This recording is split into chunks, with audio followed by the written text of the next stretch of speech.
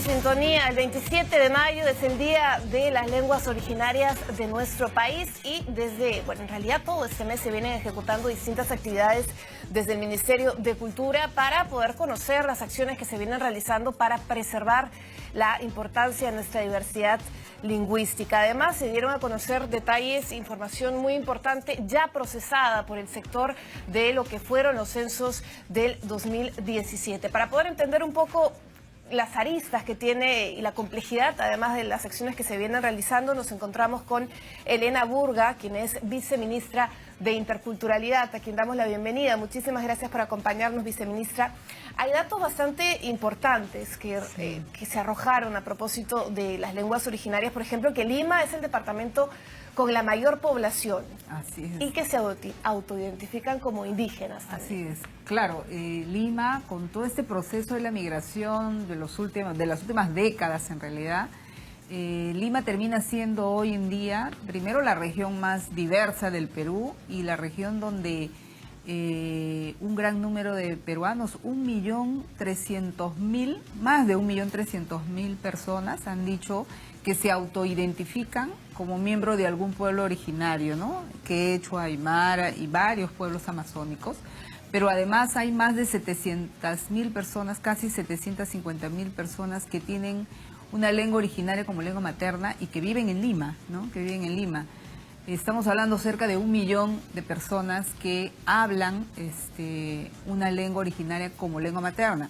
Eso sin contar los que muchos otros que hay que hablan también una lengua originaria como segunda lengua, digamos, ¿no? Que su lengua materna es el castellano, pero también hablan quechua, aymara o alguna otra lengua amazónica.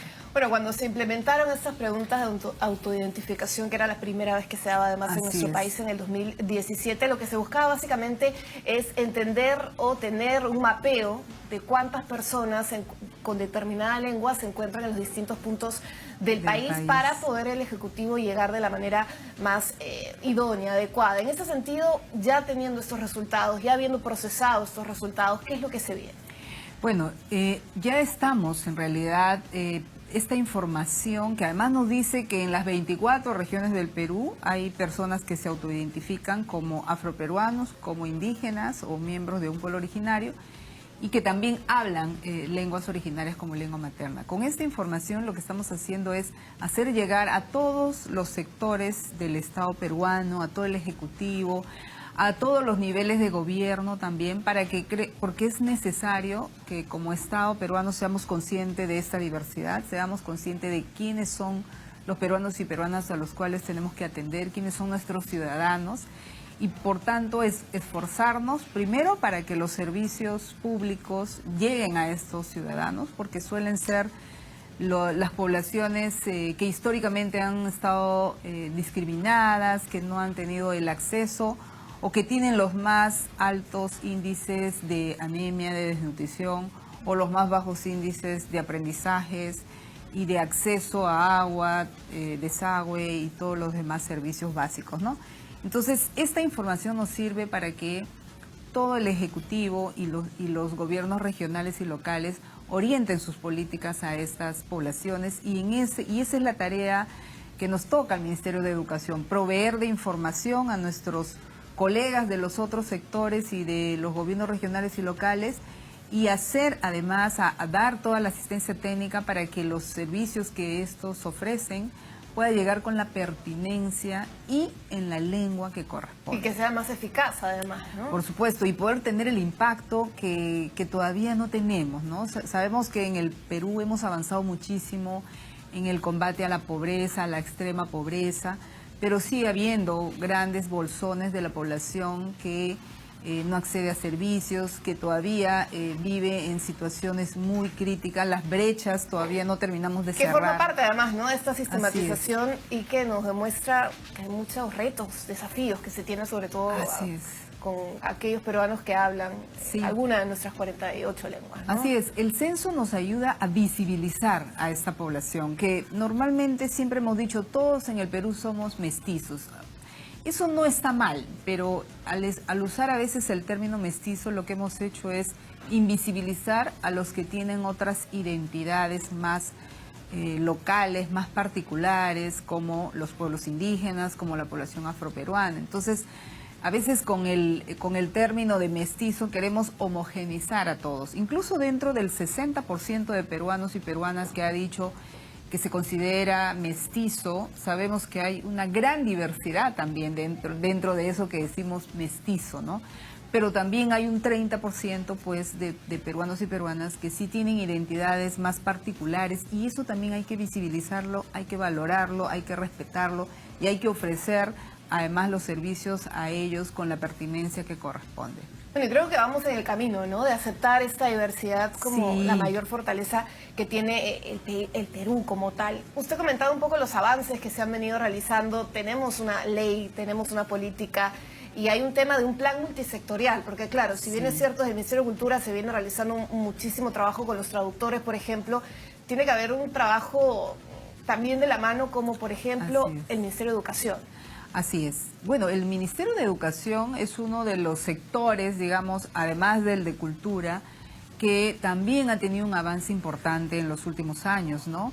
Se está haciendo educación intercultural bilingüe, es decir, a los niños, niñas, adolescentes de estos pueblos indígenas, se les ofrece una educación pertinente, de acuerdo a su cultura y en la lengua, y aprenden castellano también, ¿no? Es educación bilingüe.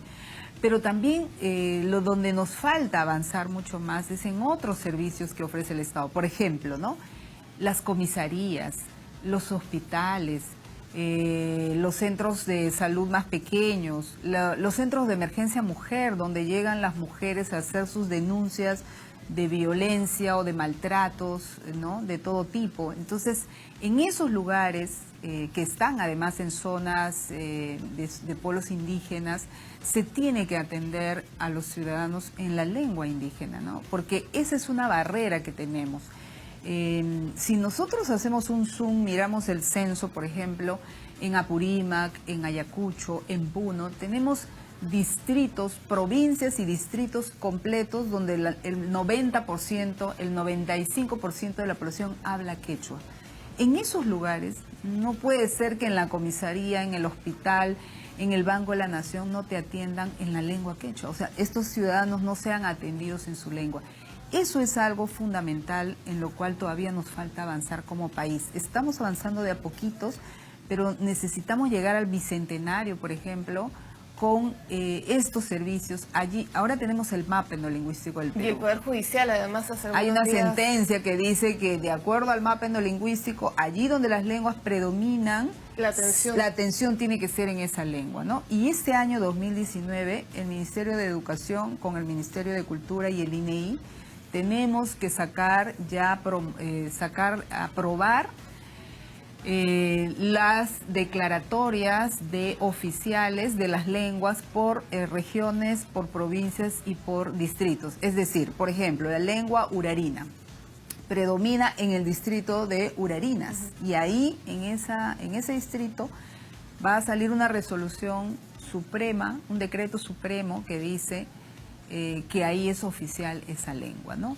Y en muchos otros distritos, en Condorcanqui, predomina el aguajún y el huampís. Y entonces ahí tienen que ser declarados oficiales esas dos lenguas. Y la atención tiene que ser la atención en el Banco de la Nación, en la comisaría, en el centro de salud, tiene que ser en esa lengua, a los que hablan esa lengua, también en castellano. El castellano está en todo el Perú y eso no va a cambiar.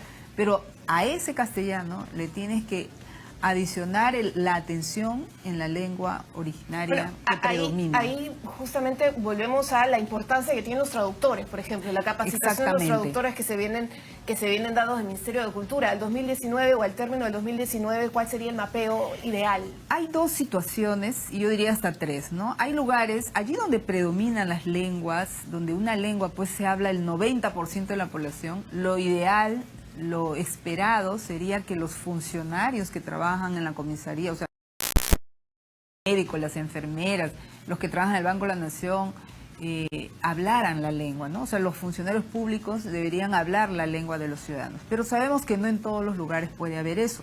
En quechua sí hay entre un 40 y 50% de los funcionarios que trabajan en distintas entidades del Estado hablan quechua, porque es una aymara también en Puno, hay muchísimos funcionarios que hablan aymara.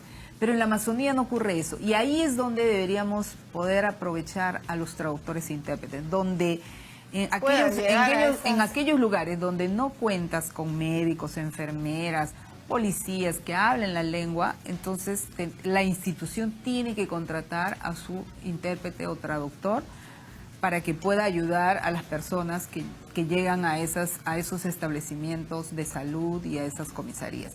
Hay una tercera forma que estamos empezando en el Ministerio de Cultura, y es, por ejemplo, lugares como Lima, donde tienes hospitales, grandes hospitales, donde llegan trasladados de regiones, de distritos. El Instituto de Salud del Niño, por ejemplo, exactamente, en San Borja, ¿no? Que alrededor del 80% son niños vienen de regiones, y muchos niños de pueblos indígenas vienen a Lima trasladados, ¿no?, de los hospitales de las regiones, y no pueden comunicarse con el médico, no pueden comunicarse con la enfermera. Ahí se puede usar un traductor-intérprete, pero también si vienen niños a veces de lenguas que ni siquiera todavía tienes un traductor-intérprete, o no hay un traductor en ese momento contratado en el hospital, puedes tener un traductor quechua, pero no hay un Shawi, ¿no?, del pueblo Shawi. Entonces el Ministerio de Cultura va a lanzar dentro de unas 2-3 semanas un nuevo servicio que se llama la Central de Interpretación Telefónica en Lenguas Indígenas, una especie de call center donde empezando por 4 hospitales de Lima vamos a empezar a hacer traducción remota para que los médicos puedan comunicarse con el paciente y la enfermera también con los pacientes, ¿no? Ese es un nuevo servicio que estamos trabajando. Y qué importante, ¿no? Camino al Bicentenario tengamos este tipo de iniciativas en un país tan diverso como es el Perú. Finalmente hablamos de una fecha importante, un mes importante para valorar nuestra diversidad lingüística, las distintas comunidades, pueblos indígenas que alberga el territorio nacional, y va de la mano también con cambiar la mentalidad del peruano de a pie. El tema, por ejemplo, el año pasado salió esta encuesta de percepción de discriminación y va asociado también a las personas que hablan otras lenguas. Así es. ¿Qué acciones se pueden ejecutar para acabar con esta problemática que ya es epidémica, ¿no? Parte de lo que hacemos en este mes y en todo el año en realidad desde el Ministerio de Cultura es justamente promover la valoración de las culturas y de las lenguas. O sea, la mejor forma de erradicar la discriminación, el racismo que tenemos en nuestro país es promoviendo, por un lado, que la gente valore la riqueza cultural, que valore a las personas, a los ciudadanos de a pie que hablan estas lenguas, pero también a todos los peruanos que somos tan diversos, ¿no? Y lo otro es que también estamos promoviendo una ley, como creo que en algún momento comentamos aquí también en este programa, hay una ley contra la discriminación y el racismo que está en el Congreso esperando su aprobación, que justamente nos va a permitir trabajar con más fuerza desde distintas entidades del Estado, nos están normando los protocolos de actuación frente a casos de discriminación, ¿no? Que es también el otro lado que hay que trabajar, ¿no? La manera, cuáles son estos protocolos cuando una persona se siente discriminado, se siente excluido, qué debería hacer frente a, por ejemplo, a un servicio, cuando llega y no se le atiende en su lengua, ¿no? Claro, y en las comisarías. Todo eso lo estamos normando, protocolizando, pero también sensibilizando, tratando de cambiar mentes. Lo que más nos preocupa es en realidad cambiar nuestra percepción como país, como peruanos, empezar a mirarnos todos de la misma manera, con respeto y ese diálogo intercultural que debe haber, ¿no?